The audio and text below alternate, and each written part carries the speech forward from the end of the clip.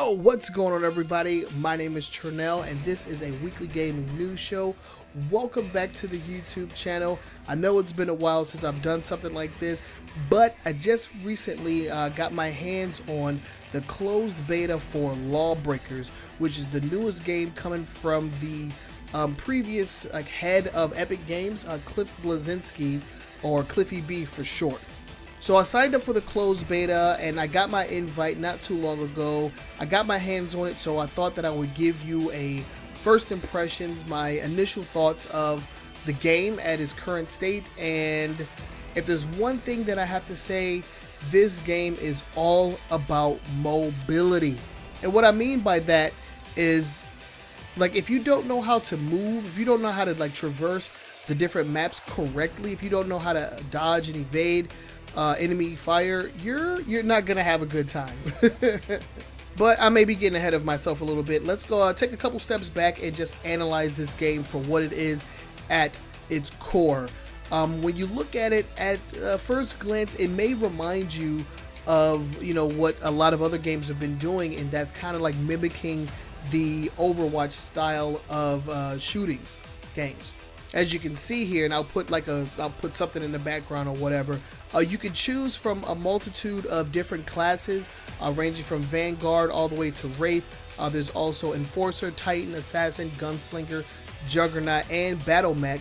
And all of the classes, they pretty much work as you would think. The Battle Mech is the support class, kind of like Mercy from Overwatch, and they perform the exact same way. I found myself having the most fun with the Juggernaut class, and there's only two teams. There's two teams. There's the Law, and then there's the Breakers, hence the term Lawbreakers.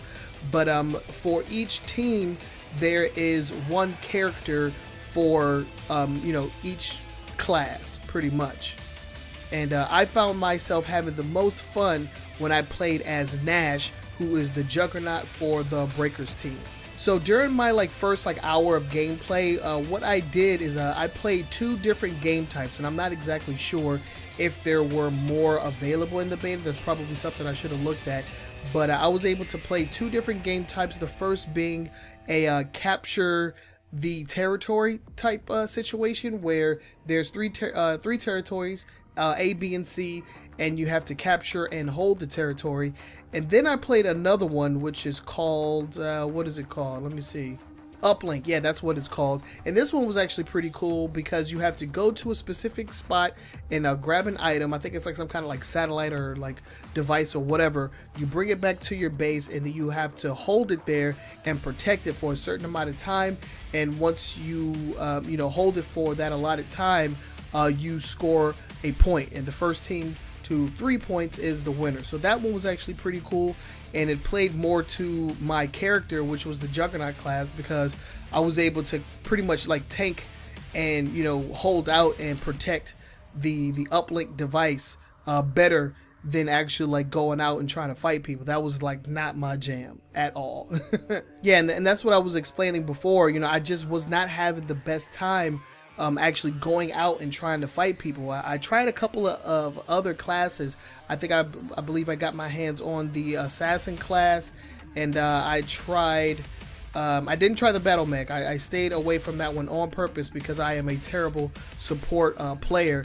But I think I got my hands on the Assassin, and I tried the Gunslinger.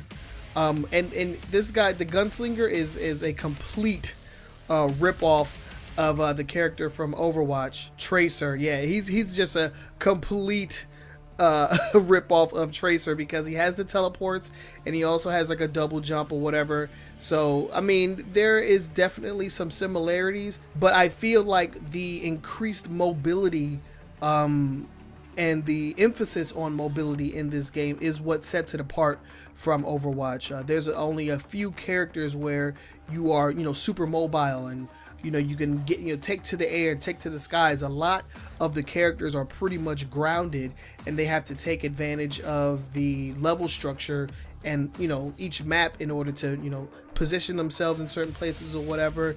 But each one of these characters, or at least the 3 or 4 that I played, was able to get some kind of height in mobility or speed boost all on their own. And it seems like once you get that down packed, that's when you can actually start having fun and getting into the game and, you know, getting some wins.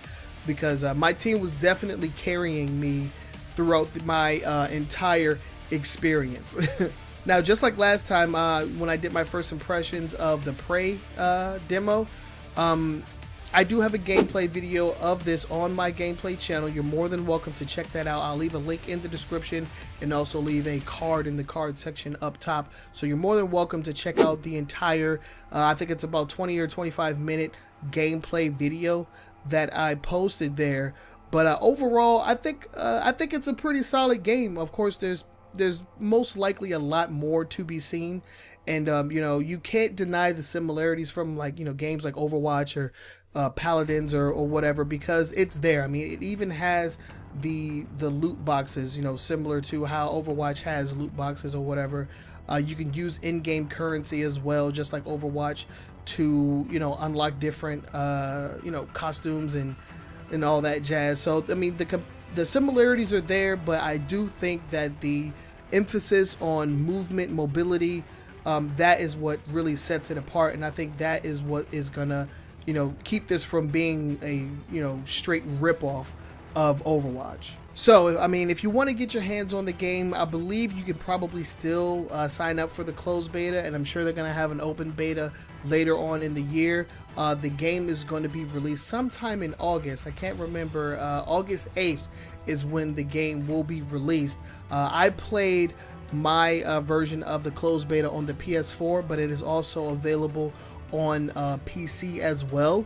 And I don't expect for there to be any kind of like cross-play with these two games. I really feel like it was hard enough for me to play on a controller, and anybody with keyboard and mouse would just destroy me that much easier. So I wouldn't expect any kind of cross-compatible, like cross, you know, console play or anything like that. But it does look interesting.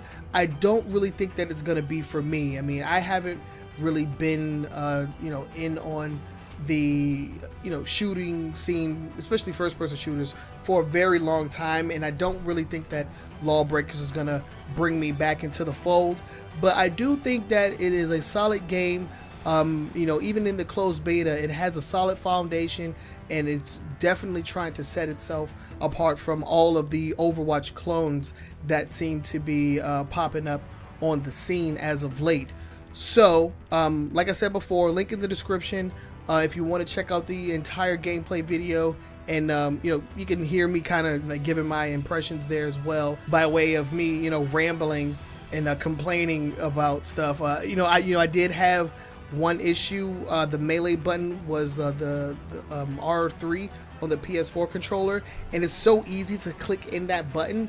Like, maybe my controller is busted or something, but it seems a little too easy to click in that button when I'm moving, and I kept like meleeing by accident. That was one problem that I was having. But overall, the game seems fun, it seems solid, and while the beta is going on, I may jump back in and give it a try, maybe during a live stream or something. But yeah, that's pretty much all I have to say about Lawbreakers. If you like videos like this, if you want to see more first impressions, let me know. Leave a comment in the comment section and give this video a thumbs up if you know, enjoyed what you saw here. Again, my name is Trenell, and this is a weekly gaming news show, and we will see you guys in the next video. Peace.